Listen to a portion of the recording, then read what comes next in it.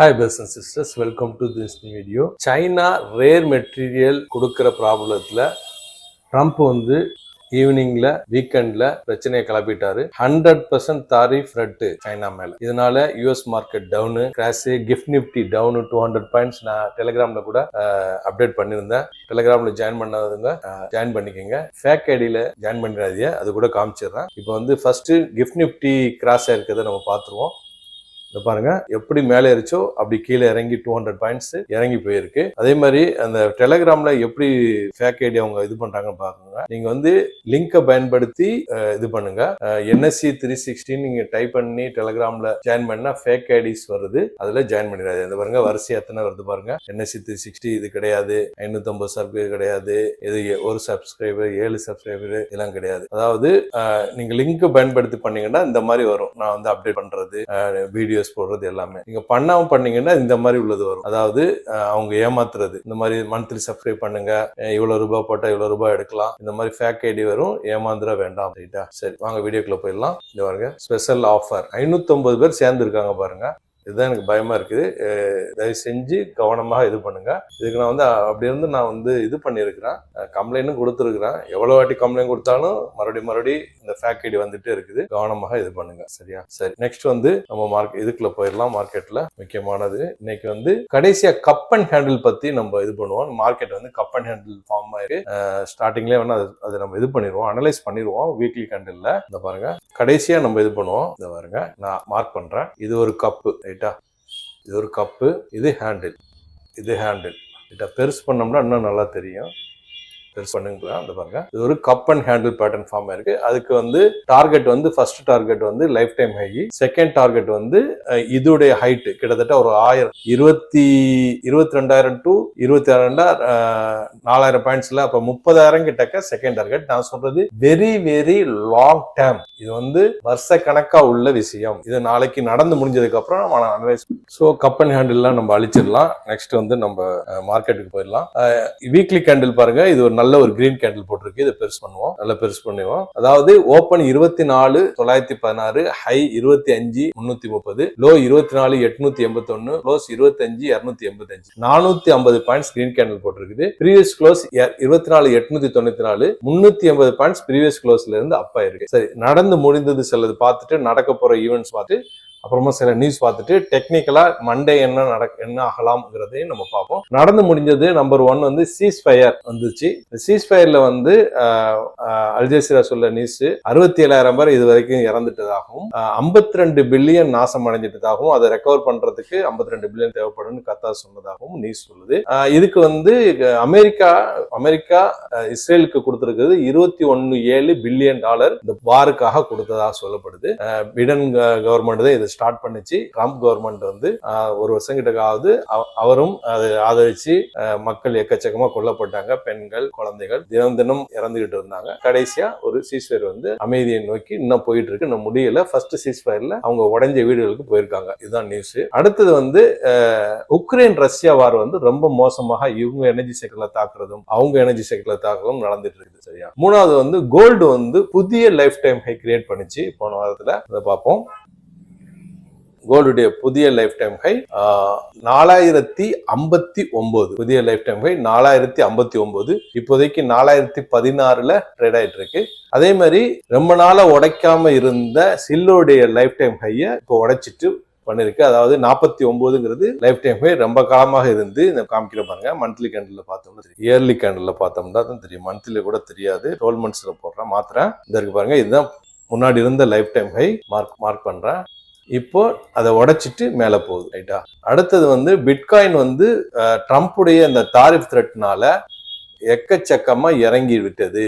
1,26,272 புதிய life time high. இப்போ 1,12,159ல trade ஆகுது. கிட்டத்தட்ட பாருங்க எவ்வளவு 10,000 பாயிண்ட்ஸ் கீழே இறங்கிடுச்சு. 10% கிட்ட இறங்கிடுச்சு. சரியா? அதான் பிட்காயின் மிகப்பெரிய வாலட்டைல் உள்ள ஒரு செக்டர். அடுத்தது நடந்தது நோபல் பிரைஸ் ட்ரம்புக்கு கொடுப்பாங்கன்னு எதுக்காக விட்டது. நிறைய பேர் பாகிஸ்தான் மற்ற கண்ட்ரிஸ் எல்லாம் ஆதரவு தெரிவிச்சாங்க. கடைசியில வேற ஒருத்தவங்களுக்கு கொடுத்துட்டாங்க, வெனின்சுவேலால உள்ளவங்களுக்கு, எதிர்கட்சி தலைவருக்கு. அப்புறம் China China and south Korea கிட்டத்தட்ட ஒரு 4-5 நாள் லீவு முடிந்தது போன வாரத்துல. இப்போ புதுசா ஃப்ரெஷ்ஷா வராங்க. அடுத்தது வந்து எஃப்ஐஸ் வந்து இந்த சார்ட்டை பார்ப்போம். அவங்க வந்து செல் பண்றதை ஸ்டாப் பண்ணிருக்காங்க. பையிங்கும் அதிகமா பண்ணல, வெறும் கம்மியா 1000 கோடி, 1440, 81 கோடி, 1308 கோடி, 450 கோடி இந்த மாதிரி இது கிட்டத்தட்ட ஒரு பிளாட்டா -213 கோடி தான் இது வரைக்கும் அவங்க வித்துறதுக்காக காமிக்குது. சோ அவங்க வந்து ஒரு நியூட்ரலா இருக்காங்கன்னு புரிஞ்சுக்கலாம். சரியா? இது இல்லாம வேற என்ன நடக்க போகுதுங்கிறத பார்ப்போம். 13ஆம் தேதி கனடா அண்ட் ஜப்பான் ஹாலிடே.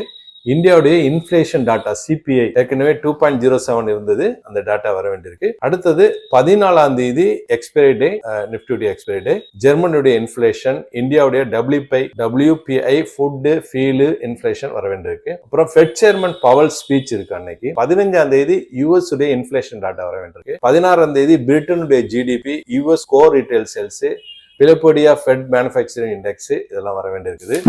அப்புறம் கோர் ரீட்டைல் சேல்ஸ் வர வேண்டியிருக்கு. இனிஷியல் ஜாப்லாஸ் கிளைம்ஸ் வர வேண்டியிருக்கு. பிபிஐ வர வேண்டியிருக்கு. 17ஆம் தேதி வந்து யூரோப்புடைய CPI and average hourly earning, non farm payrolls, unemployment rate இது வர வேண்டியிருக்கு. அப்புறம் ரிசல்ட் இதுல இப்போ ரிசல்ட் மேனியா, அதாவது டிசிஎஸ் ஏற்கனவே வந்துருச்சு, அது மிக்சடு இதை பார்த்தோம். நம்ம மார்க்கெட் ஏறிச்சு, அதுக்கப்புறம் 1% இப்ப வெள்ளிக்கிழமையில இறங்குனதை பார்த்தோம். டிமார்ட் இப்போ வந்து ரிசல்ட் வந்திருக்கு. 4% rice in profit, 15.5 growth in revenue.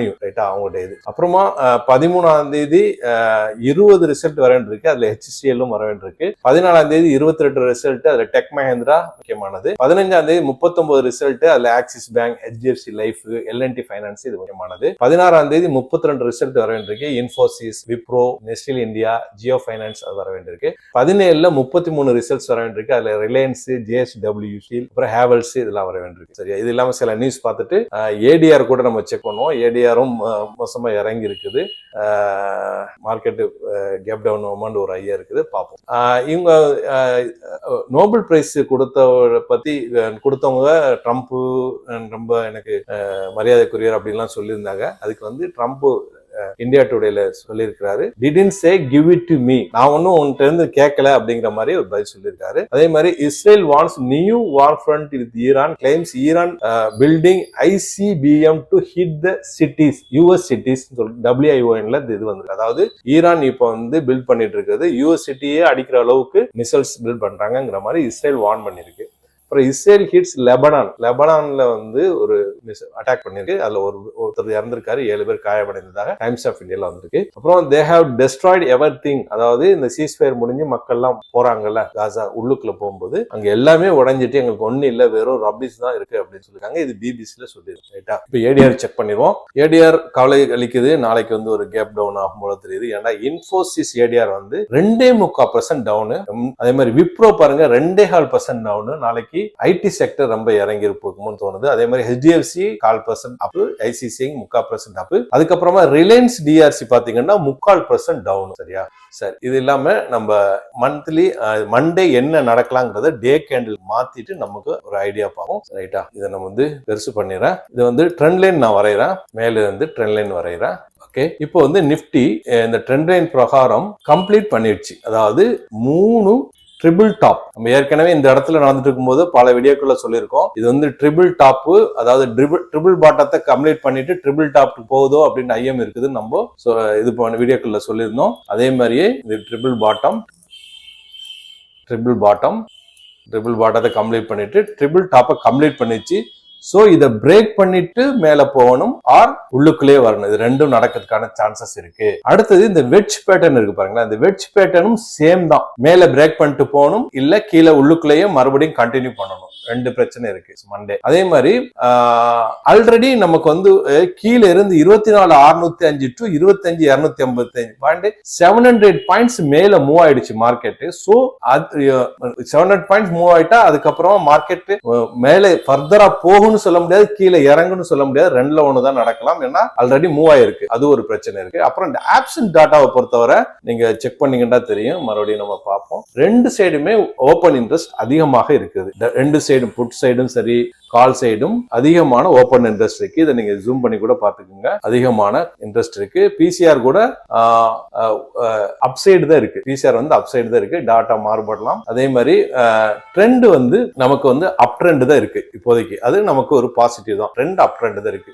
ஆனா வந்து இந்த மாதிரி பாசிட்டிவ் பயாஸோட போயிட்டு இருந்த மார்க்கெட் இந்த வீக்கெண்ட்ல வந்து ட்ரம்ப் வந்து குழப்பம் பண்ணி விட்டார். குழப்பம் பண்ணி இப்போ மார்க்கெட்டை வந்து ஒரு நடுநிலைக்கு கொண்டு வந்துட்டார். சரியா? இந்த வீடியோ பயனுள்ளதா இருக்கும் நம்புறேன். மற்றவங்களுக்கு ஷேர் பண்ணுங்க. சப்ஸ்கிரைப் பண்ணி பெல் ஐக்கனை கிளிக் பண்ணிக்கோங்க. தேங்க்ஸ் ஃபார் வாட்சிங்.